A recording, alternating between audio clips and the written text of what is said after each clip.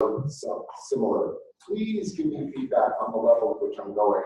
I told my colleagues up at Berkeley Lab that I was going to teach all of nuclear physics through beta-decay, alpha-decay, and fission in about 60 slides.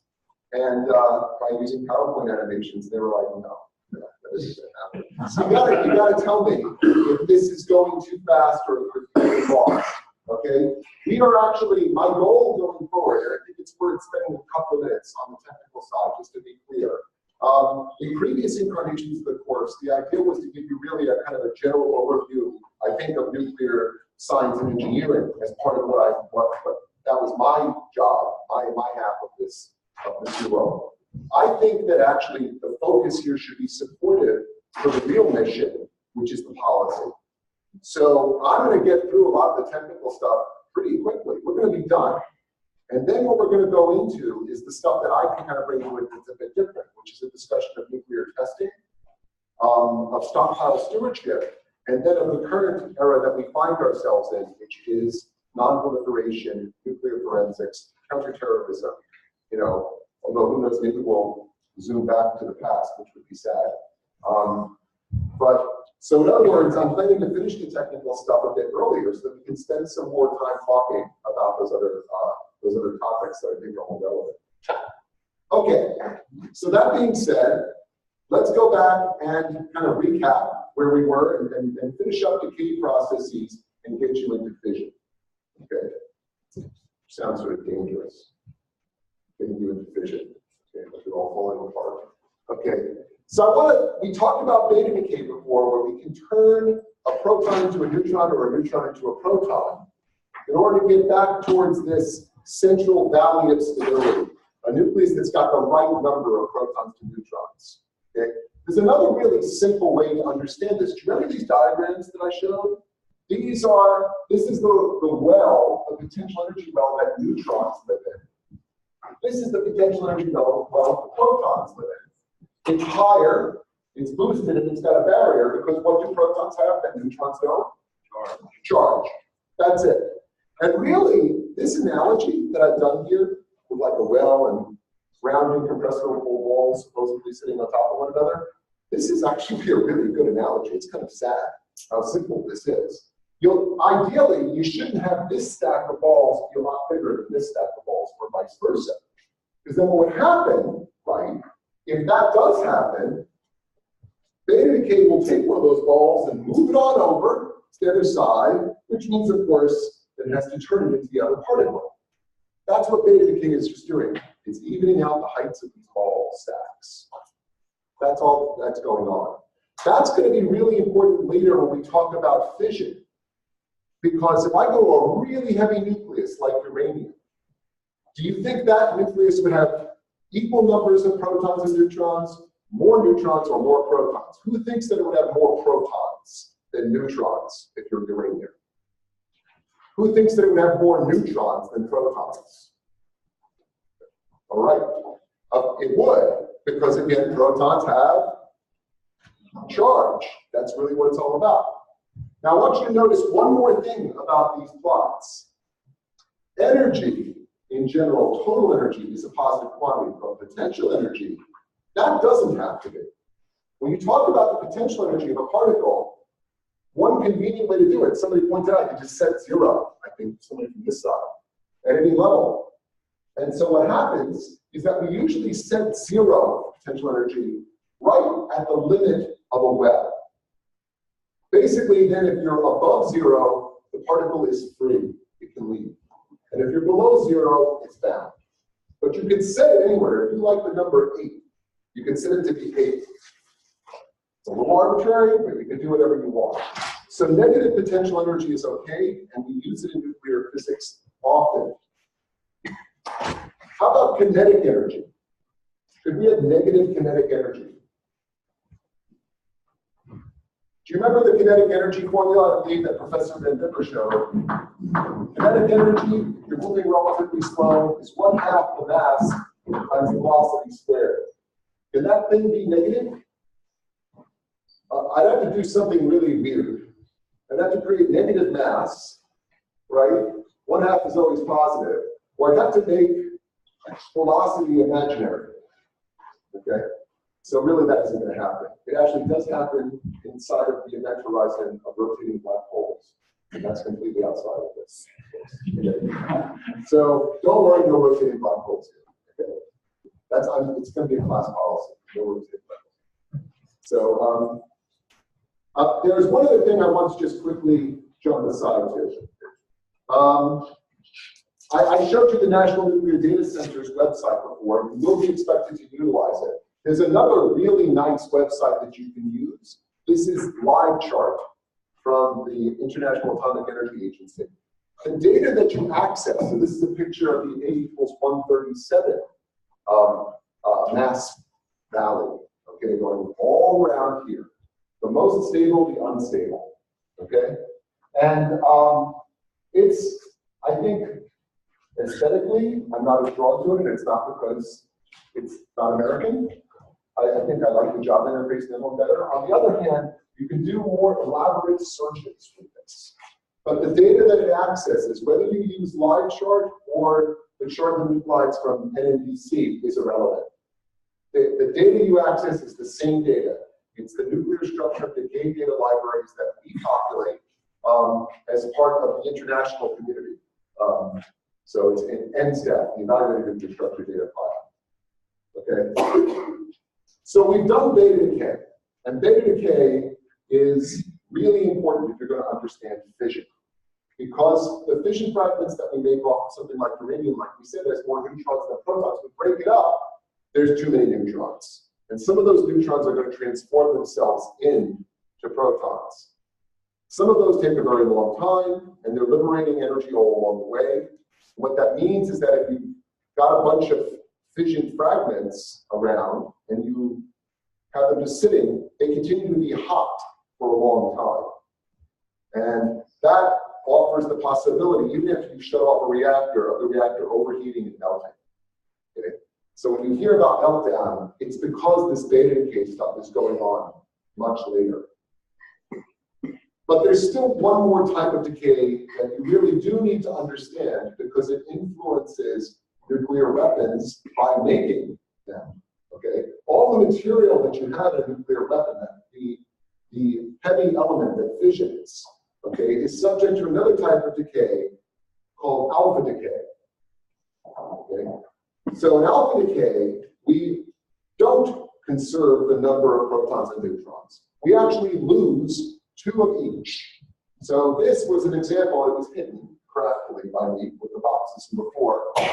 So cerium-140 here, my wallet, people can start to respond, can be fed by the beta decay on one side of lanthanum-140, on the other side by praseodymium-140. Or it can be fed from above, from mass 144. Neodymium-140 can beta decay into that nucleus. Okay? So if I think of the chart of the nuclides as a chessboard, what does alpha decay do? You remember that beta decay moved us in a diagonal along the same mass line, right? So you can see here, let's see if I can get my cursor over here, like plutonium-239 or plutonium-239. So then plutonium-239 can beta decay into plutonium-239, okay? But what would alpha decay do? Well, it would go 2 squares down and 2 squares to the left. You lose 2 protons, you lose 2 neutrons. Okay? So it goes, for example, from plutonium-240 to uranium-236. And the reason to understand why this would happen, if I went back to that previous picture with the wells, is that these very heavy nuclei have walls all the way up at the top of the well. And when that happens, they're very close to being free. Now, they're not free. If they were free, I wouldn't have made that nucleus, it wouldn't be hanging around. But when things get very close to being free, when their potential energy is close to 0, if you give them enough time, they can sneak out. So in 101, we learn about this. It's a process called tunneling. You don't need to worry about it here. Just suffice to say that they sneak out. It's a pretty slow process. It can take billions of years, in the case of uranium-238, for example, for one of these things to sneak out. But if I have enough of them, they will eventually go out. Okay? Again, as I said, U-235 and U-238, when they were first created, were in roughly equal amounts. And now it's only 0.7% U-235 because it had a shorter lifetime. And that was because it was decaying out through this process of alpha-decay. Yes? What causes that to move? What causes that to move? Really, I'm drawing it like a motion, but really what it is it loses 2 protons and 2 neutrons. It becomes a completely different element. Absolutely. It becomes a different element. That's right. Beta decay changes the element as well because it takes either away 1 proton or away 1 neutron and creates the other particle. But this one takes 2 away. And by the way, the particle that comes out is helium. Okay? And that's interesting. So, who here has ever had a helium balloon? If you haven't, that's really sad. Okay? So, helium balloons, do you know where that helium comes from? It's radioactive waste. But it's not radioactive. It's the waste from radioactive decay. All the helium that was present in the Earth when it was formed and it was free left. But not if it was trapped in the form of uranium. It would alpha decay away, and then it gets trapped in gooey things like oil. And then as a byproduct of the petroleum industry, we free it up and you get balloons. Okay? As well as lots of other valuable things. So remember I said that this is happening, I like your line, changes into another element. And it happens, obviously, for nuclei that have lots of protons and neutrons. So if I look at the Q value of the reaction, remember, this is the energy that's released in this. What you see is that the big positive values are way up here. It's the heavy elements that undergo alpha decay. The light ones literally can't. If you look here, all of these values are negative. Okay? You would have to put energy in order to emit an alpha particle from any of these light elements. There's a real distinct line where you swing over from negative to positive. And uranium and plutonium, which are the principal constituents that are involved in all nuclear weapons, they all sit up there. So they're all alpha decay all the time. This actually is a big issue in terms of stockpile stewardship. Because if I put together a core of a weapon that includes plutonium, is it going to remain plutonium forever? No. It will become what? Uranium. Plutonium has 2 more protons. So plutonium-239 will become uranium-235 and an alpha particle, which is helium, which means I create little gas bubbles inside of my metal. That's not good. Not if you want to know that an old weapon will perform as designed. It also embrittles the metal. So actually, the fact that this alpha decay is going on is something that we need to understand as part of what we call stockpile stewardship. We put a lot of effort into that. So here's the Q value for alpha decay quickly, right? All it is it says that the mass of the nucleus minus the mass of the lighter, the daughter nucleus, and the mass of the alpha particle, that's the Q value. This is just a conservation of energy. Alpha decay conserves energy, and I'm introducing a new term here, don't be scared about it right now, and momentum. Okay, what does that mean? It means that if I have a heavy nucleus here, and it undergoes alpha decay, the alpha shoots out fast to one side, and the nucleus recoils out slowly. Okay. That's important to note because I can actually see that fast moving alpha particle can come out, and I can see it. I can put a detector in front, I can measure its energy. Okay. It's also important because it means that that light thing, it kicks out. I showed it happening pretty slowly in this picture, right? But the truth is it's still very fast with a lot of energy compared to most chemical interactions. And so anytime I've got an alpha decaying source, it's spraying the radioactive daughter nucleus out all over the place. Okay? So generally speaking, we like to keep those things contained, like have some sort of flashing or coating to keep them in place. So if I look at the alpha particle coming out, and I'm going to just call it an alpha particle from now on, I'm going to stop calling it helium. There's nothing different. It's just helium. Okay? It is nuclear waste, but it's just helium. Don't worry about it. Makes your voice squeaky. It's fine. Okay?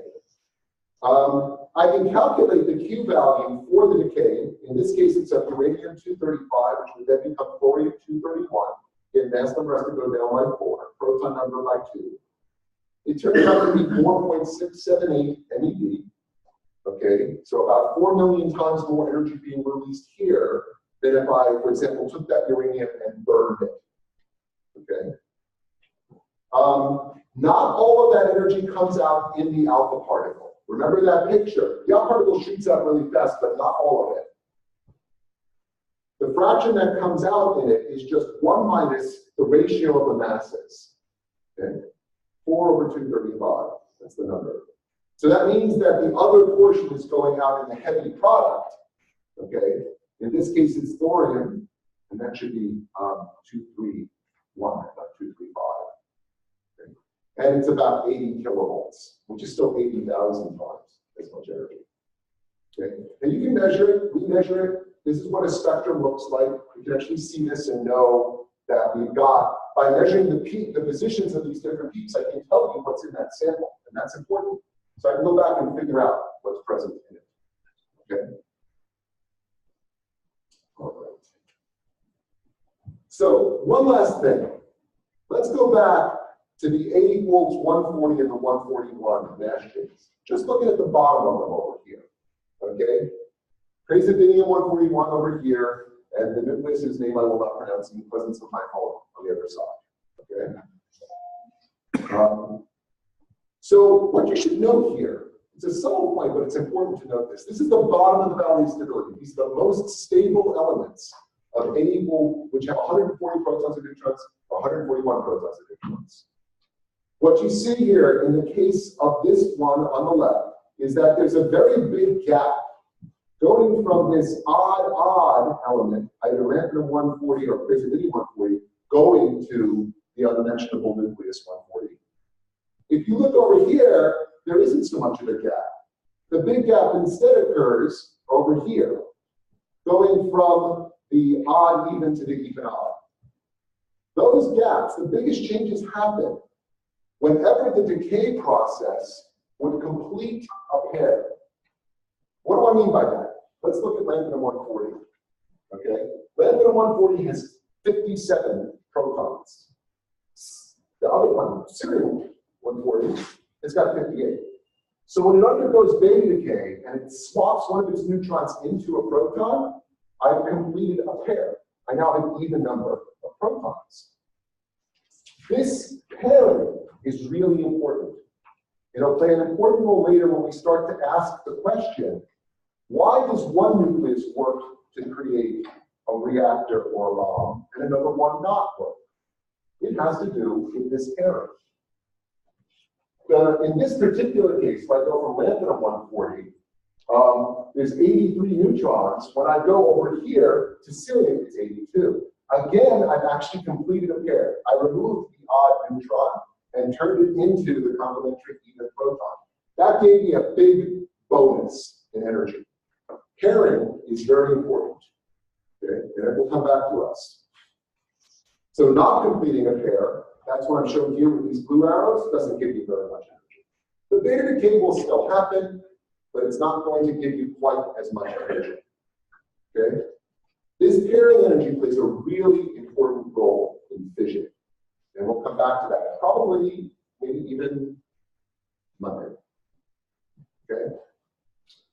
All right, now, we have the wells. What happens when we fill the nuclear wells? Well, remember, the big thing about those nuclear wells that I drew was that they had a range that was sort of fixed. Once you get beyond about 5 to 6 Fermis or femtometers, once you get about that far away, the nuclear force doesn't work any longer. So that means that the nucleons over here, that's a fancy French word, over here, okay, are beyond the range of the nuclear force of, oh man, I must have typed very quickly, nucleons. Okay.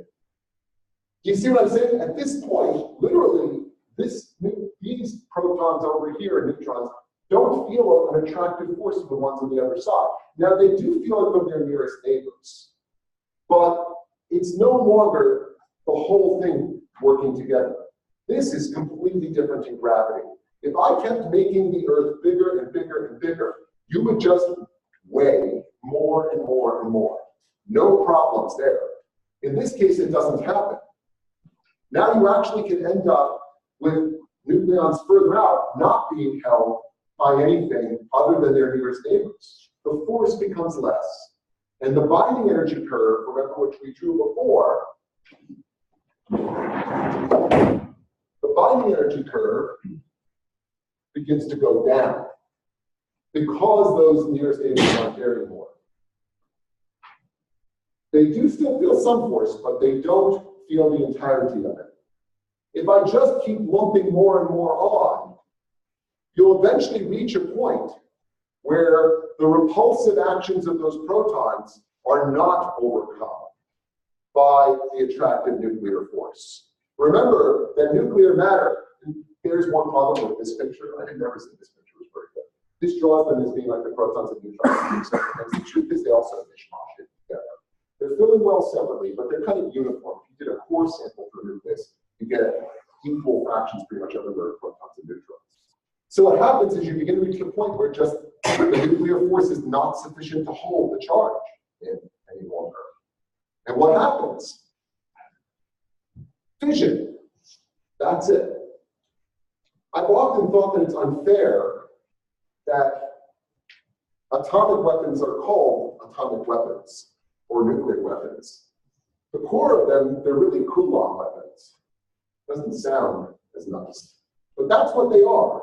Basically, it's the ultimate triumph of the electromagnetic force, which has infinite range, as compared to the nuclear force, which has a really limited range. If the range were larger, you could create ever heavier elements. Okay? But it's not. And so once you get to one of these very heavy elements, it literally falls apart under its own Coulombic propulsion. Okay? And man, does it happen quickly. Once the nucleus deforms slightly, think about this. The charge now, the positive charge on either side, is a little bit further apart. That lowers its overall energy.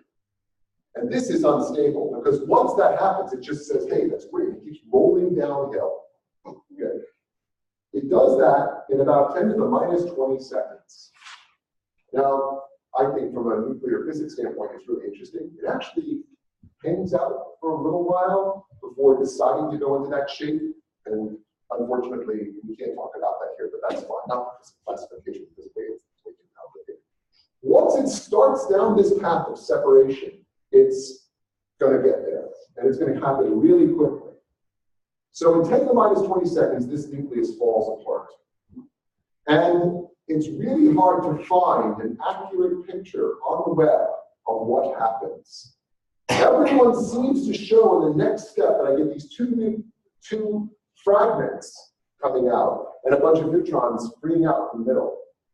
So we're not real sure that any neutrons necessarily come out in the middle. There's some evidence, maybe, that one does some of the time. Okay? But no one likes to draw that picture.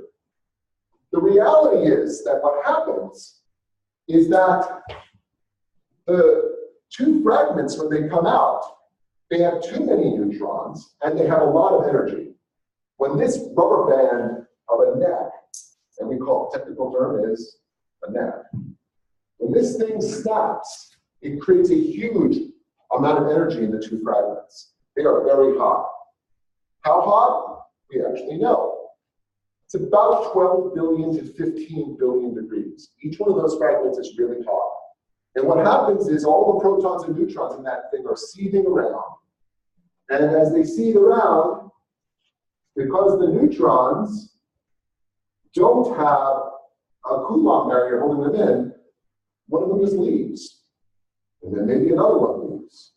Okay?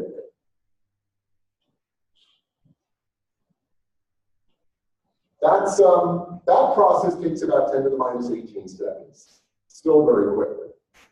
Most of the energy that's released, and we'll get into this, is actually in the motion of those two fragments. But those extra neutrons coming out play a very important role because they can go on, as you'll see, and create other fission events later. After those neutrons boil out, the nucleus actually cools down. It gets down to a point where it's actually, it's a lot cooler now. It's less than 1 billion degrees, which is still pretty hot, it's a few hundred million. And then what does it do? It can't boil off neutrons anymore. And when I say that boil, I really do mean boil. If I look at the energy distributions of those particles coming off, it's just like the water, the steam coming off of water. It's the same distribution, just a lot hotter. What happens next is that the nucleus cools down by emitting something called the gamma ray, which I'm going to talk about in a little bit. But basically, you can think of the gamma ray as being just light, because that's really what it is. So think about when you have something really hot. When it's really hot, it's glowing blue, then maybe kind of yellow, then eventually kind of red. When it gets down to red, this thing doesn't boil any material off anymore, but it still cools down by radiating out this energy. That's about 10 to the minus 15 seconds. And then eventually it ends up with each of these nuclei, the fission fragments, being in their lowest energy state. And when that happens, they hang out for a while until beta decay occurs. Because remember, these things still have too many neutrons now. They came from a very neutron-rich parent, and they're now lighter, so they don't need quite so many neutrons. And what they then emit are a series of delayed neutrons or gametes that come out. The time scale here, I listed like the earliest of them is like 10 to the minus 6. That's actually really early. The vast majority of them are more like 10 to the minus 3 seconds, or even seconds, or minutes, or years. So there's a long, slow, final settlement into the lowest energy state that you have. So that's fission in a nutshell. Maybe it's a broken nutshell, but that's what it is. Okay? Now, it's worth noting when we began to understand this, because it plays into the history of nuclear weapons. So the discovery of fission was in December of '38. Okay? And here are some of the principles that were involved. You might notice something about their names ethnically. Okay? I think that it's always important to remember that science is done by people. And those people live in a political continuum or a cultural continuum. So when the discovery of nuclear fission happened, largely inspired by scientists that were either German or were German until they were told they were no longer German. Okay, it really influenced the dynamics of what happened.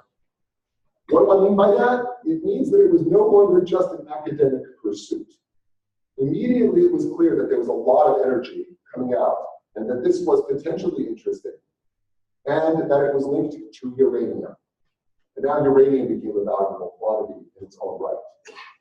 Even though we didn't necessarily know how to release this energy right away, we did understand that this mechanism was going on, and that it was releasing a lot of energy. So let's go back. That's my one little diversion here. Let's go back to the technical stuff. Remember, here's the binding energy curve that I drew. It's pretty good. I can have the spikes and all the replications. Okay. So the nuclei of fission are way up here. I think that if you want to look at this in terms of the potential energy curves that I was giving before, let's flip it upside down. Okay. Now you can really see why fission works. I start with a nucleus way up here with relatively low binding energy per nucleon. It's low because now it's upside down. Turn this upside down. And then fission kicks in and creates two fragments, and there they are, notionally, okay, that have less mass and therefore more binding energy per nucleon. It's not a lot. Look at where 0 is. It's not a really big difference, right? It's just this little difference over here. The total shift average is about 800 millivolts. Again, this is binding energy per nucleon. But there are 238 nucleons. So this is actually a lot of energy. And all you're doing is making the nucleons in these two nuclei a little bit tighter, we found, than they were here. And why is that? Because in this nucleus, these nucleons on opposite ends didn't feel the attractive nuclear force. But here, they do. The nucleus is just a little bit smaller. And it can overcome that Coulomb repulsion. Let me just pause for a minute. Are there any questions on this? Just really going through really fast to fission.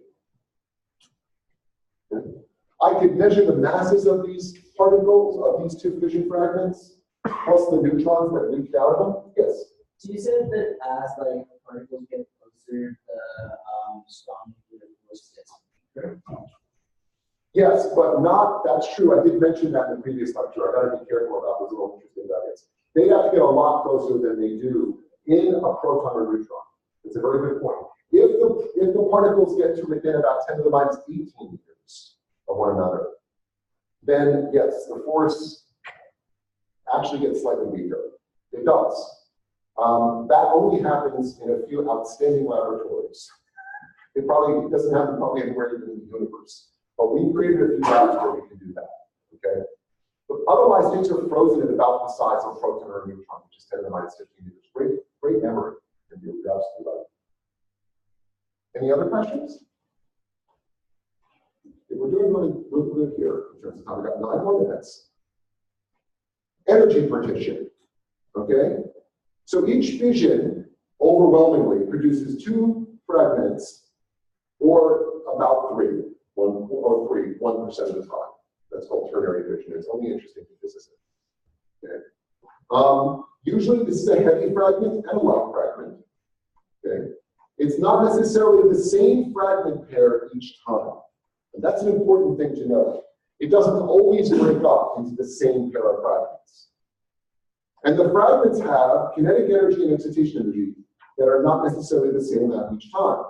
So would a fission fragment spectrum look more like alpha or beta decay? Now remember, beta decay was a broad, I use the technical word shear, because 3 things came out.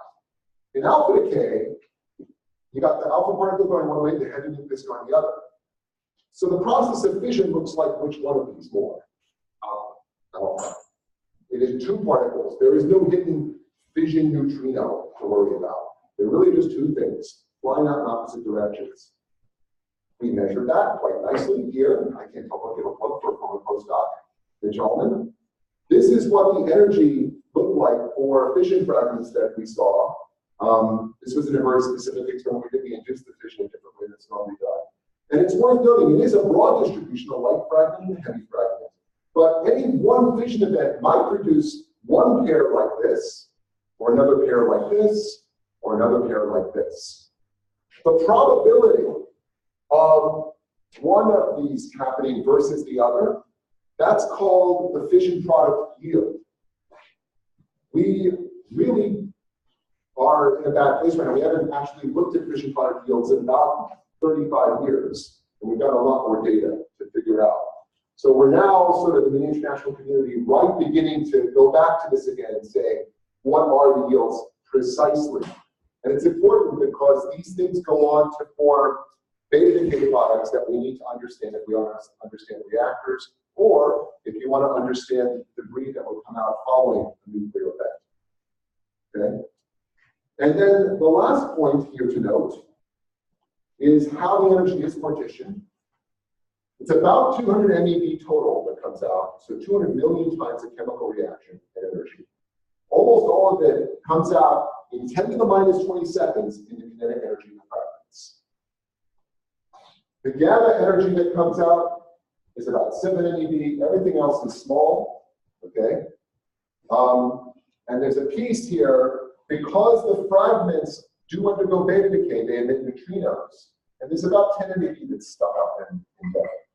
That doesn't really do anything to the energetics of the system because the neutrinos just travel out. But the big number to keep in mind here is about 200 MeV. So how the fission energy is partitioned between kinetic and excitation energy? How much is left behind in those fragments versus them flying apart? This is an open question. We still don't have a theory that can account for fission. So Hahn, Schossman, Frisch, all those folks who worked on this, Lee Smeitner, it was an engineering effort for us all. We see it, but we don't necessarily have a fundamental theory for it. How is that excitation energy partition between the two, the heavy and the light fragment? This is an open question. We don't know it yet. We're working on this right now, and there's even the possibility that during, I think, your lives, we'll have answers to these questions. Okay? Probably not mine, unless I live a very good life. Okay? So really a large effort is underway. So last thing I'll do, this is really great, I've actually gone, I think I got through everything. I hope I didn't go too fast for you folks. So adding a neutron to a target with an odd number of protons, remember I was talking about that whole pair thing? If you add a neutron to a target with an odd number of protons, you complete a pair. Do you remember how that gave you a bigger energy hit? It gave you more energy when we looked at that in beta decay? Well, that's really important because that can make the difference between whether a nucleus that absorbs a neutron fissions or doesn't fission. So I have this chart with all of these actinides, thoriums, uraniums, neptuniums, plutoniums, all of which are potential candidates for nuclear weapon or reactor usage. Okay? And I've got this column over here, which is labeled cross-section. Don't worry about this cross-section thingy. We'll learn about it later, probably next week.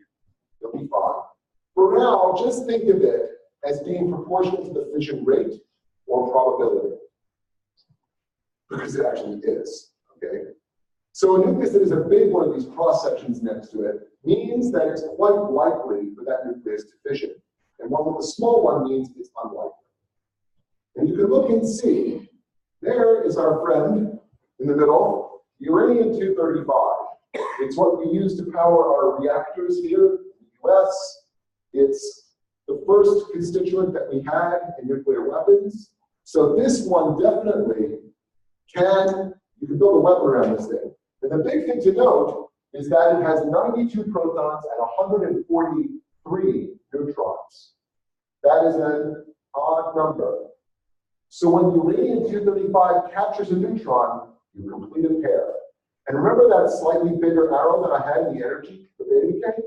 That's just enough energy to put you over the limit to make this nucleus fall apart via fission. Here's plutonium-239. This is our other candidate that we use for weapons or regularly for energy production. Okay? Again, a large value of it. Why? Plutonium-239 is 94 protons, 145 neutrons. So again, add that extra neutron, I'm at 146. I was going to say that's magic, except in nuclear physics, magic means something else. Okay? Important. You can look across all the other values where I have large numbers. Protactinium-232, 230, thorium-229, thorium-227. Again, this cross-section thingy is big because I'm completing an even number of neutrons. That little bit of extra energy, and it's actually very little. Okay, the total binding energy of this nucleus is huge. To be a GeV, that one extra MeV is enough to put you over the edge. Uranium, plutonium, all these nuclei are barely holding it together. That little bit of extra energy just pushes them over the edge. You can look here as well if you like the neptuniums, it's going to meet. Again, 141, 143, big probability. 144, no. 146, no. 145, kind of big. Well, 17, it's not a small number. Okay? And again, the way to think about it is that when you are in a system where you complete a pair, you knock yourself over and out. Okay? And at that, my 249. Wow. Okay. I'll talk a little bit more about it later, but this is actually where I kind of plan to be. I'm going to hand the floor over. And then we'll continue this on Monday. We'll do some more about it. Thanks. Michael, if you want to do that. Yeah.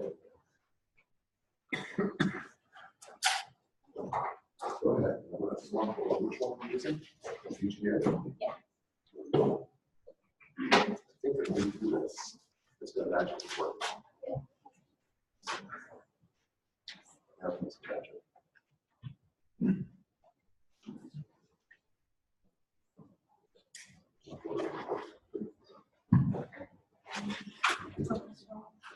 So, yeah, and no council, council president. Oh, there it is. So, no, next stage. Yeah.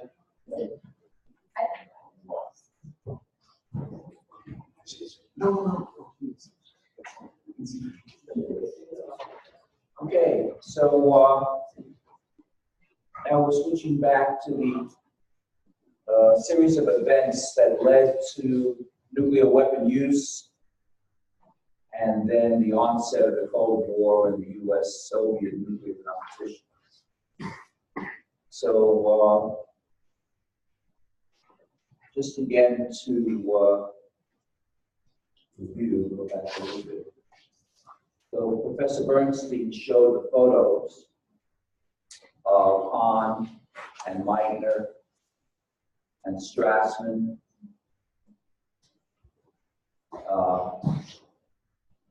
And this was very significant because the fact that German scientists were so advanced in understanding the process of nuclear fission,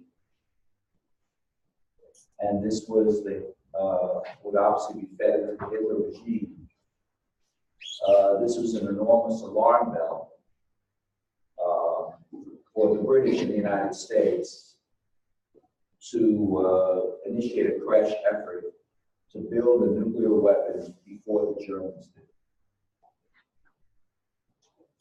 The whole impetus for the US bomb program was to beat the Germans to the bomb.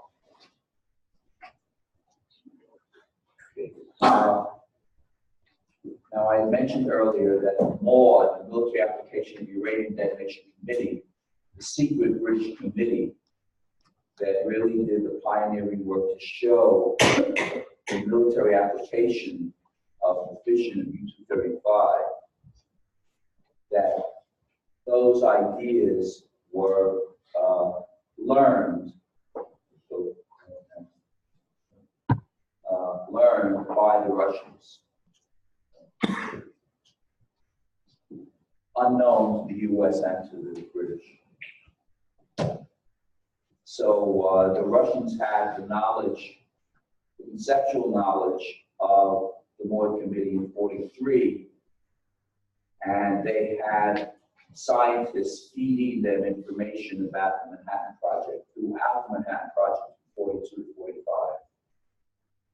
So American estimates of the maturity of the Soviet bomb program were wildly off because the US did not understand the degree of knowledge of the Soviet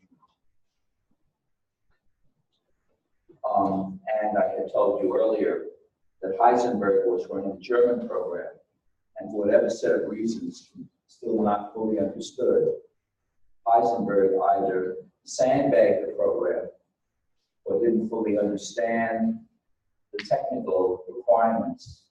So Germany never did obtain a nuclear weapon. Now, going back to the Manhattan Project, which we discussed, I mentioned to you that Groves, who had been the managing director, really, for the Pentagon, gigantic civil construction project, was selected to be the overall director for the Manhattan Project. He's actually a technical trained engineer from MIT, but because he didn't have any of the knowledge of nuclear physics. Remember, all you just heard from Professor Bernstein is today's knowledge of nuclear physics. But as Q tells us, it's an evolving process. So no one really could have given Professor Bernstein's lecture in 1942 because that knowledge was not yet fully understood. And Groves came out here to Berkeley and chose Oppenheimer, a theoretical physicist I mentioned, who had never managed anything larger than a graduate seminar, a 15 Berkeley students, which was not a great veterans cap to select the person to run the Manhattan Project. You needed an expert or someone who could become an expert in explosives, in nuclear physics, in chemistry, in metallurgy, and to put it all together in an extraordinarily creative way, and it turned out Oppenheimer was that person.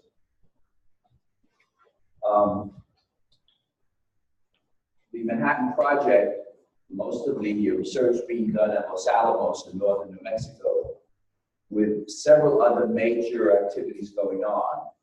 There was uranium separation activities at Oak Ridge in Tennessee.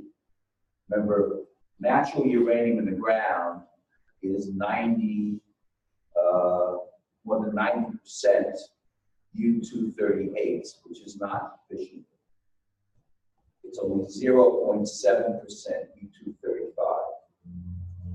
So, but by different techniques, including centrifuges, you can separate out the U-235 from the U-238, and now you have fissionable material.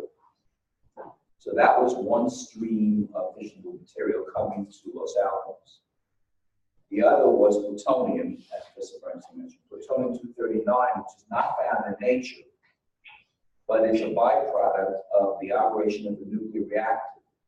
And there was a nuclear reactor, a major activity at Hanford, Washington.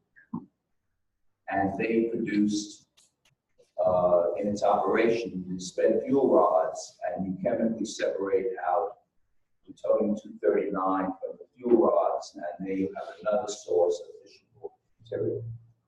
So those are the two streams of fissionable material that Los Alamos was going to work with. U-235 from Tennessee, plutonium-239 from Washington State.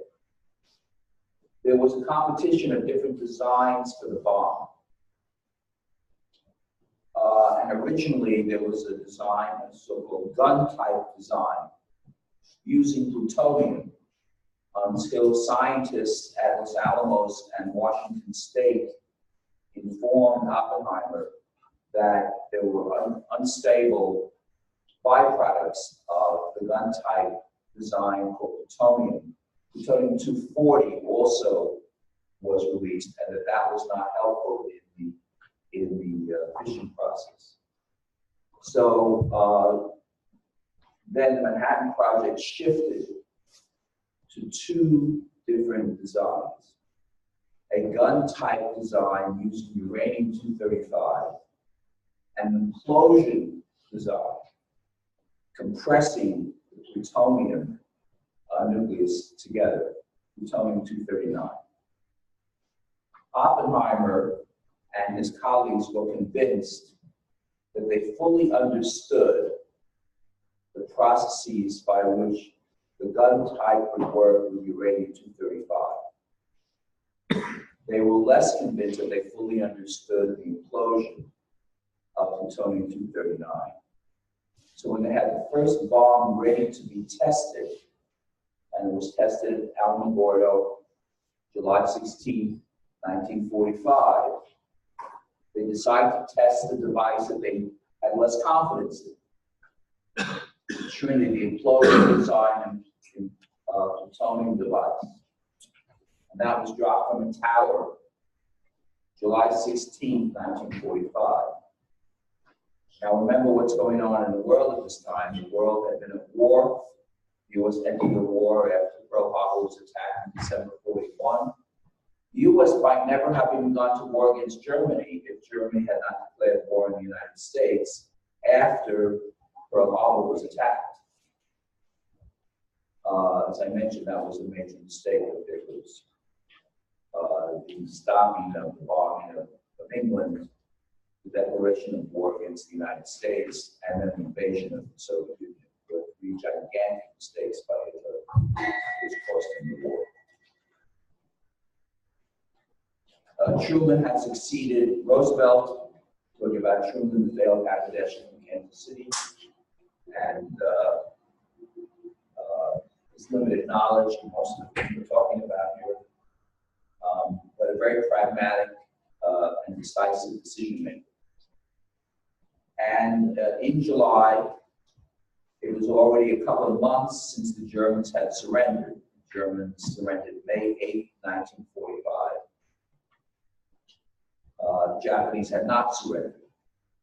So here, the original purpose for the bomb, to beat the Germans to the bomb, was not necessary. But the technological development of the bomb continued because the U.S. was still at war with Japan.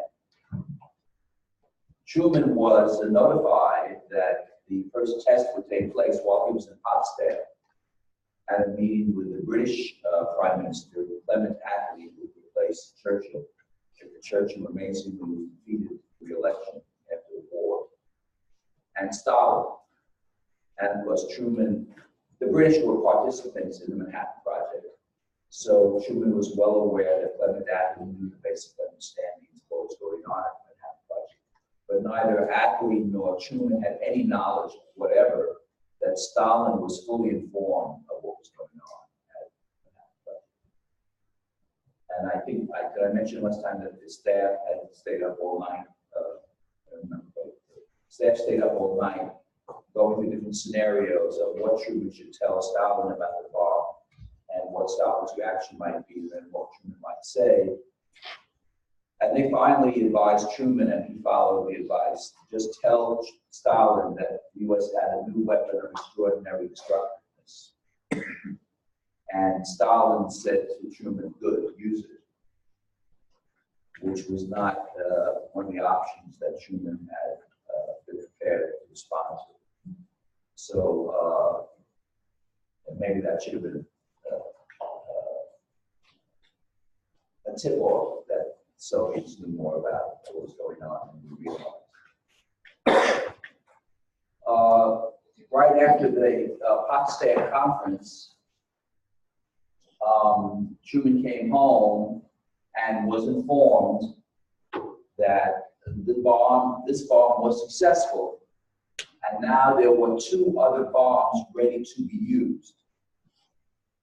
2 bombs, one of each design. The gun type design using uranium, which they were very confident they understood, but they had never tested it. And the plutonium implosion device, which had been tested at Alamogordo. Then the question was, how did they use it and who did they use it against? The cosmic decisions. There was a targeting committee that was formed with key figures from Los Alamos and senior military and civilian advisors to Truman.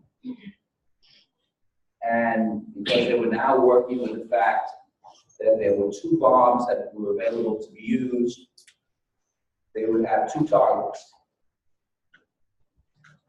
The whole thrust now was against Japan. The fighting in Japan had been very fierce. So a U.S. island hopping process, which had begun after Pearl Harbor, had taken many lives. The U.S. forces in Asia and in Europe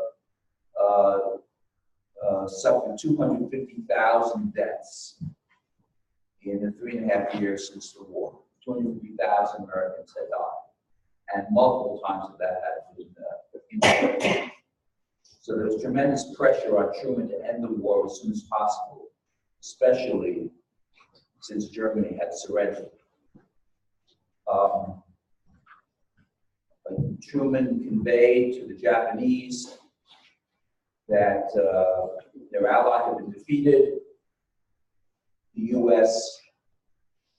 was determined to defeat them and stipulated unconditional surrender as the terms for cessation of the war. And the Japanese rejected those terms. So the committee that selected the targets or recommended the targets first decided that they would recommend to Truman that both bombs should be used, not one, and then wait or a demonstration None of those options were persuasive to the American military who were advising members of the target committee. The rationale was to have maximum shock effect on the Japanese leadership because of this super secret how many bombs the U.S. had. We only had 2. We were going to use both of them. We would have none left after that for several months. But the U.S. presumed the Japanese didn't know that. And they hoped to demonstrate the lethality was so massive that the Japanese would be shocked into surrender. Yes. Why would it take so long to produce another bomb? It's a matter of accumulating that much fission material, both places, both at Hanford and Milford.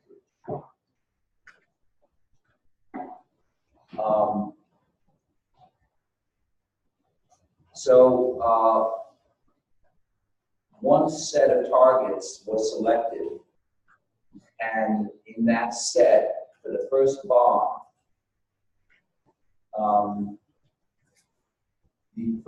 the leading recommended target was Kyoto, a sacred city in Japan, filled with historical, religious, and cultural meaning. And that was conveyed to Truman as the top choice for the first bomb.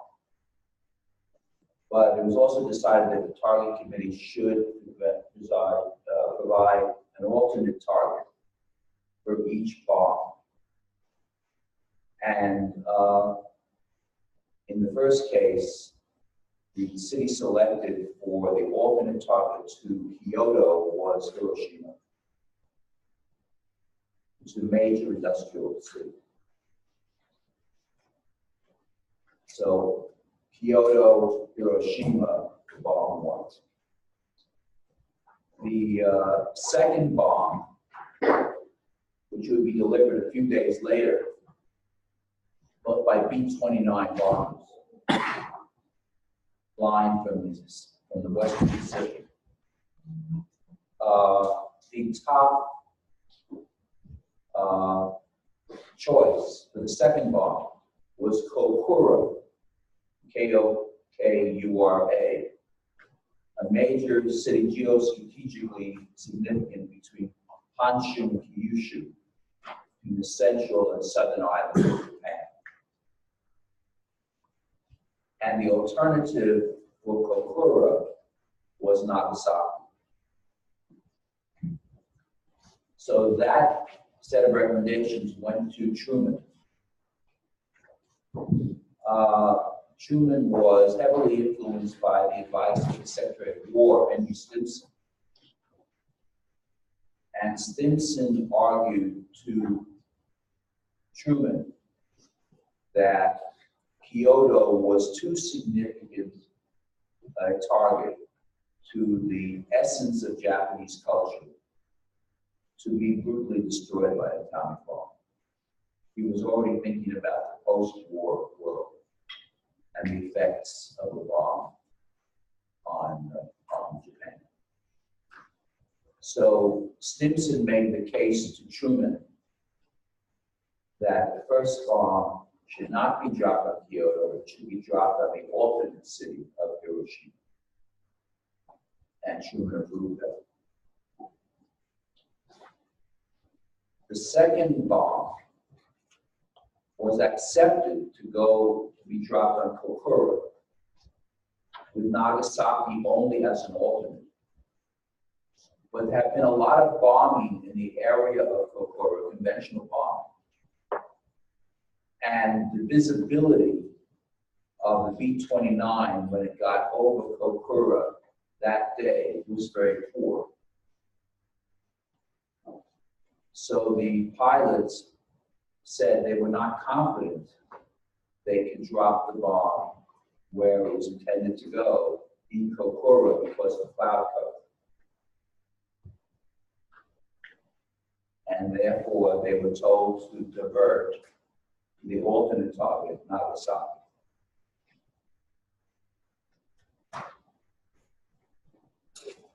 So this, momentous set of decisions led to the destruction of two cities, neither of which were the first choice to bomb. Yes. Did they went like from Gokuro, they keep going all the way to, or did they like stop and refuel somewhere and then go? I don't know because it's so far away. I don't know. Like, do they keep going? What is the range of the? It's substantial. It went from heading to Kokura to Nagasaki. You didn't have to get over Kokura to know that Kokura was about to Okay, why was the U.S. able to handle bombers reaching the targets without interception? Have you read about that? So the U.S. had bombed extensively Japan for a couple of years. Hiroshima and Nagasaki get all the attention today, but the U.S. firebombed Tokyo with incendiary bombs that killed 200,000 people. They killed more people than were killed in the atomic bomb. There was unrelenting bombing by the United States of the Japanese territory, and including their aircraft and their air defense systems. This was in the age before missile defense. So the Japanese didn't have the wherewithal, the defenses, to intercept and destroy the attacking bombers. And this was also conveyed to Japan that the U.S. knew what a weakened position Japan was in. So it was an argument in support of their seeking unconditional surrender. On the other hand, later on it was argued that if the U.S. knew that Japan was so weakened and their economy was in very bad shape as well, there was a lot of starvation, that if Truman had only waited, they would have surrendered without killing all these people. And there's been a vast literature, sort of revisionist history literature, critiquing Truman's decision. Several theses. One, that he could have had a demonstration device and invited the Japanese military hierarchy there to show them how badly they'd be hurt. But the American military said that would not be persuasive to them, not in a world war. Now we're fighting for everything.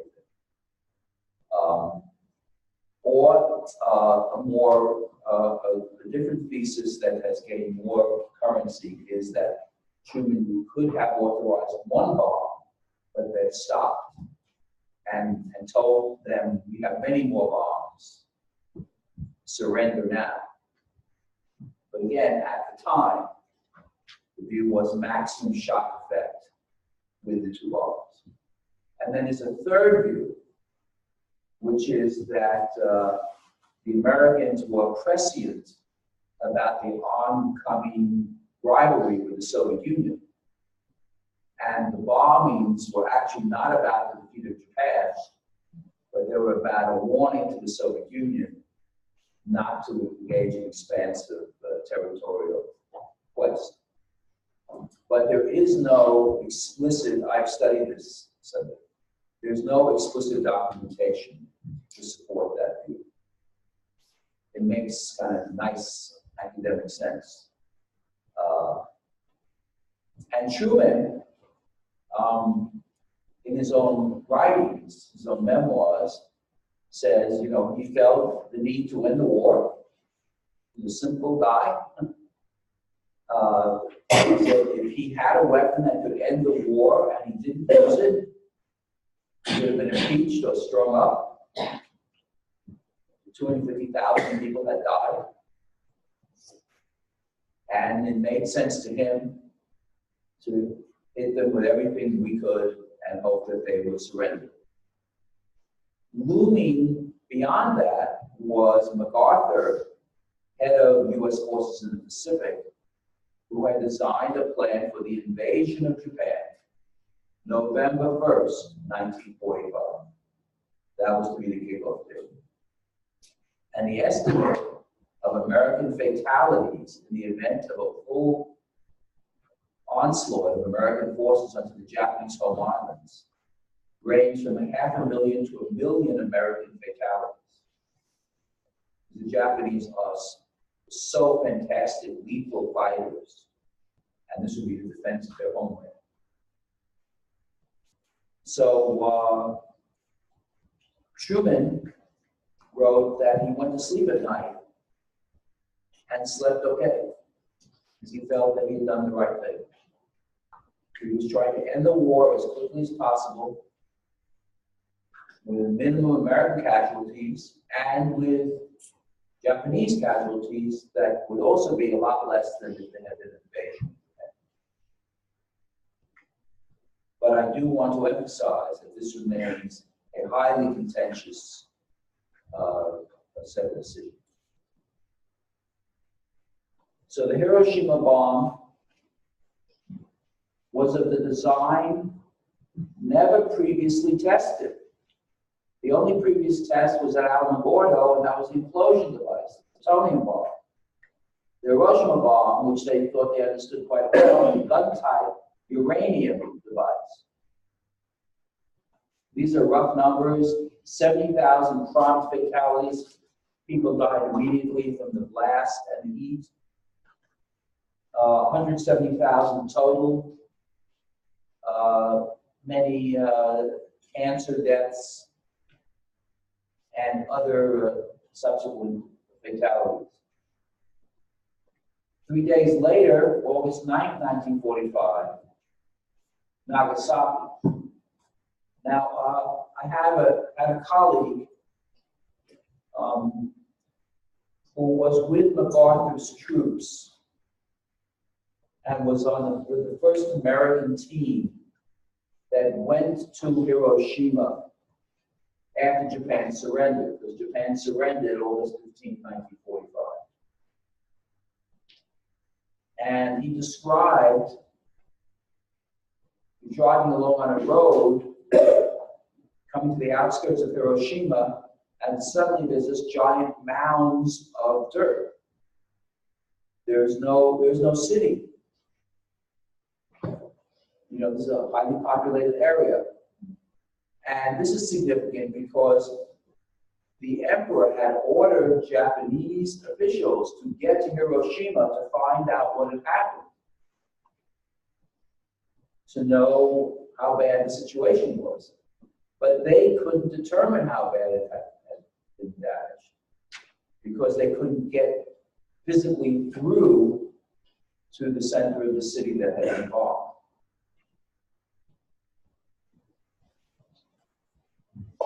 The second bomb, Nagasaki, the ultimate Kokura being cloud covered, smaller numbers of deaths, still large numbers, and is the plutonium implosion device.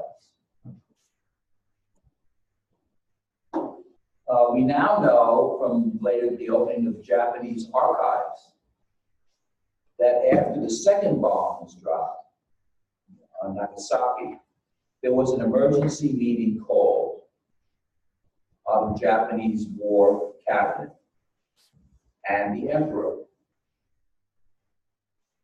And the question was, what's on the table is Truman's offer of unconditional surrender. And we know there was a catastrophe in Hiroshima and Nagasaki, but we don't really know the details. So the military reviewed the situation, and all of the senior military leadership in Japan rejected the idea of surrender. But then the emperor was a godlike figure, a deity in Japan, intervened in the discussion and said, I cannot witness the total destruction of Japan. So the emperor overruled the military leadership and said that he endorsed unconditional surrender. Later on, Truman and his colleagues decided that there would be a condition that would be allowed, and that would be that the emperor would remain the emperor. Because, you know, in war, to the victor go the spoils. I mean, nothing is out of bounds. The victor calls the shots. So the emperor was sustained as the head of state for Japan. But Japan agreed to surrender, to lay down its arms. And there was a major ceremony in Tokyo Bay on the battleship Missouri. MacArthur was there to represent the United States and to accept the Japanese surrender. Yes. Yeah, just kind of wanted to hop back to your discussion on number of civilian casualties from the bomb versus how many American military casualties would have come about from an invasion. Like how many Japanese civilian casualties would have been okay to save one American military casualty? Yeah, that's a tough moral question. Yeah, sure. It's like sure. Kind of. You know, you have to. I mean, it's a relative question. You have to put yourself in the shoes of someone who's involved in total war. Truman's leading a country that had been bombed in Pearl Harbor. A surprise attack. The animosity toward Japan in the United States was immeasurable. So Americans would not have formulated the trade-off that way. It was a kind of one-sided perspective, which was, what can we do to minimize future American casualties, irrespective of how many Japanese casualties will result. I know it sounds tough, but this is total war. Other questions or comments on this? Yes. I think just like going back to the question that you asked. So, well, in economics, there's this concept of VSL, which is value of statistical life.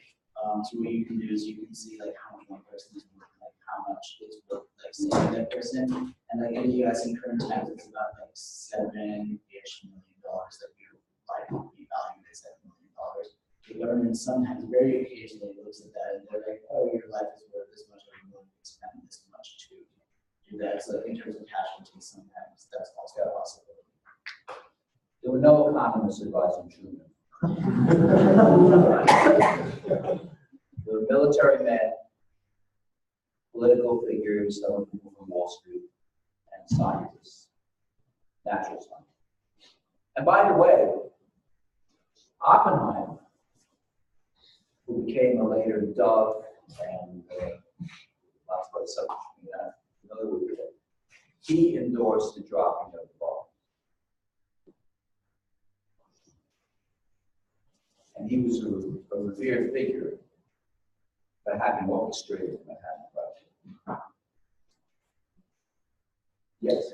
I was wondering if I remember correctly, I read something that said the nature of the wording of the surrender document, the proposed terms of surrender, from a cultural perspective, you could argue that it wasn't well worded, because in Japanese culture, the idea of total surrender carried almost unacceptable connotations, like for the military members. So with possibly a slight change of wording, it may have gone differently. Yeah, there's also critique, the U.S. is not, American strength is not cultural sensitivity. You may have noticed.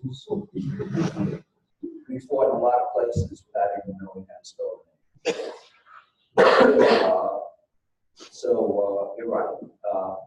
There was some Japan experts in the government at high levels, but they were not dominant. Yeah. Jason. Going back to the kind of the moral discussion of how much, it's worth bombing civilians.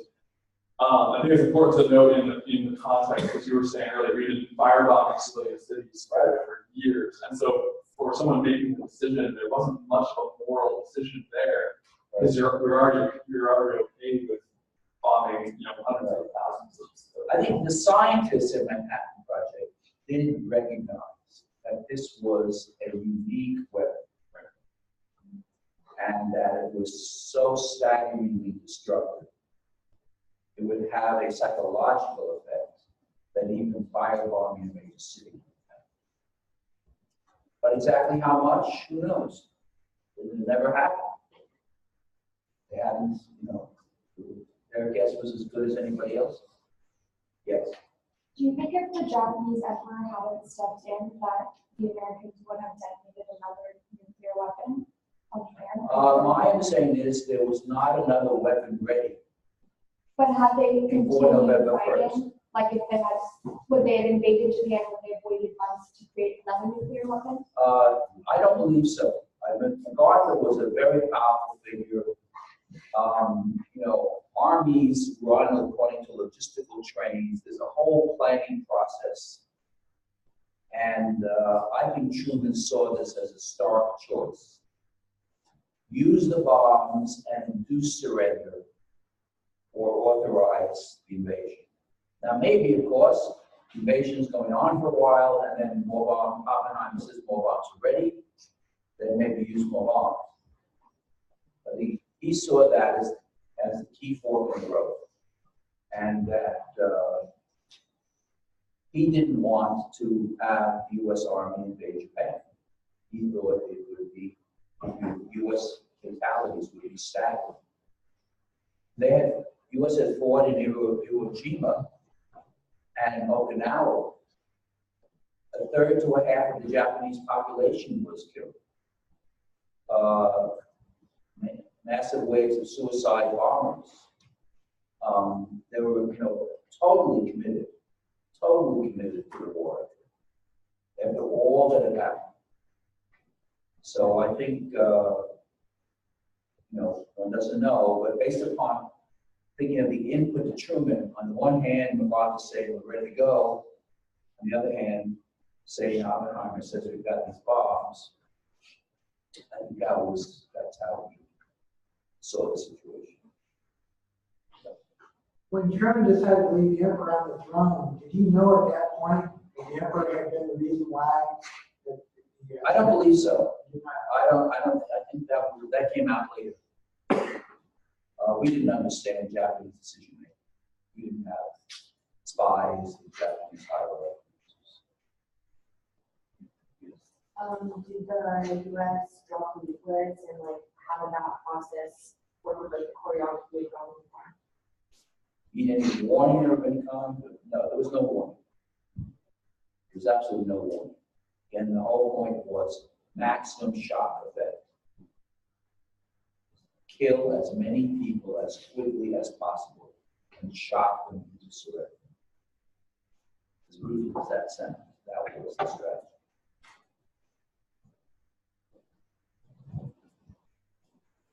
Okay, now, looking behind in my section of the course, I'm asking you to read the Kaplan book, which gets into the Cold War competition between the U.S. and the Soviet Union on the bomb.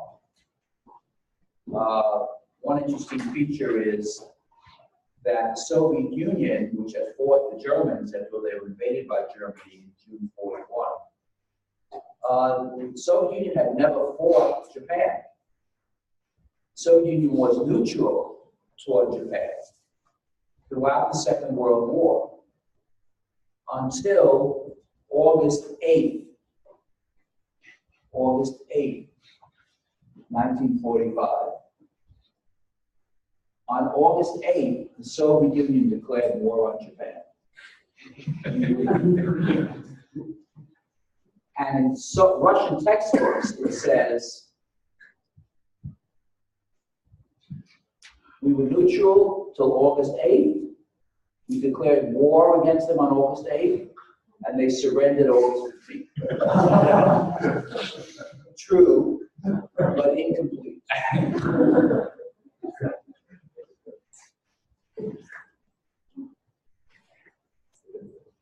And the tensions and competition and difficulty between the US and the Soviet Union were immediate, without any space at all after the surrender of Japan.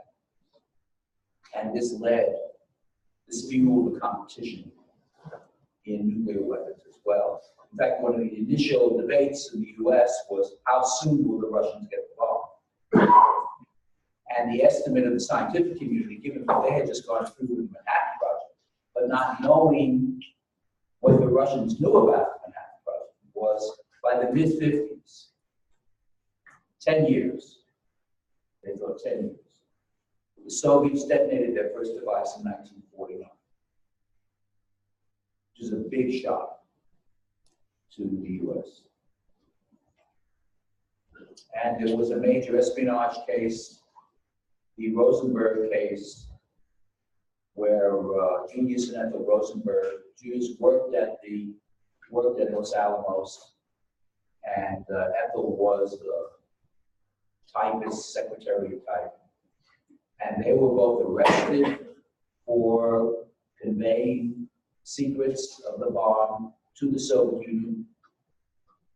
And this is unprecedented because they were executed.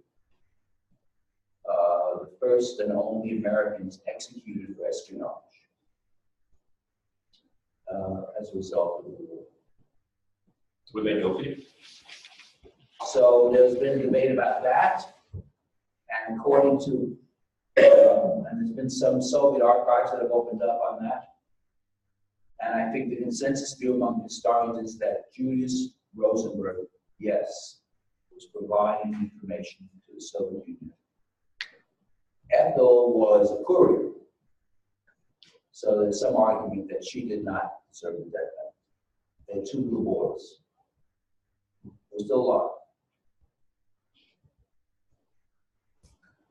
Also, a third figure, Klaus Fuchs, a prominent British physicist, was at the Manhattan Project, and he conveyed information to the Soviets, and he got like a 10-year sentence.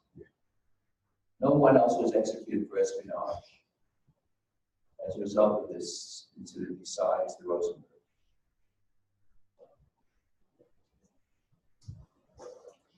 So we'll get into, maybe I'll send some questions on B courses to Sammy and Molly, and you can consider some of the questions for discussion of Cold War competition next time.